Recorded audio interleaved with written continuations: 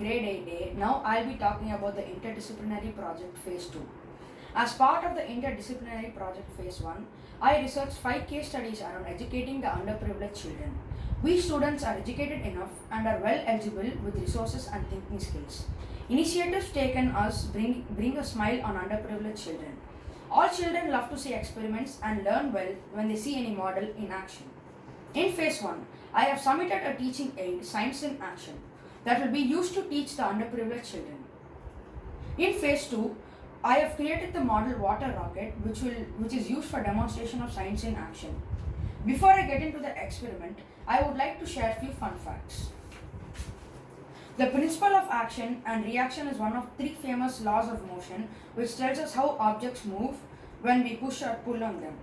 In fact, it is the third of these laws. It states that for every action there is an equal and opposite reaction, which means if you push on something, the action, it pushes back the reaction, which always pushes in the opposite direction to the action. The laws of motion were written down by the famous English scientist Isaac Newton. They are sometimes called the Newton's law of motion. Newton's first law states that an object stays still and continues at same speed and in the same direction unless it is pushed or pulled by something. Newton's second law states that the force on an object is equal to the object's mass multiplied by its acceleration, how quickly it is speeding up or slowing down. A real rocket works in the same way as your water rocket, but instead of pushing out water, a real rocket motor pushes out gas.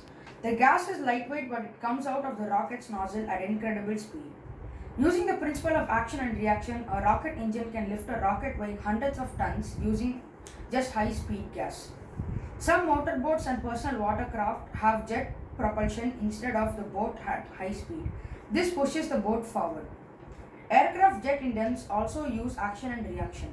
They push the stream of gases backwards that push the aircraft forward.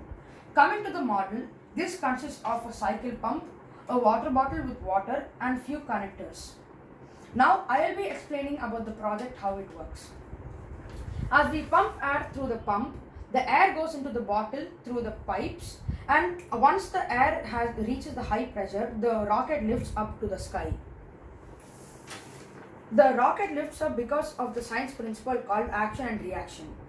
Because the bottle is pushing the water downwards, this is the action, and the water pushes the rocket upwards, this is the reaction. So the water pushes the bottle upwards and it zooms into the sky. Thank you.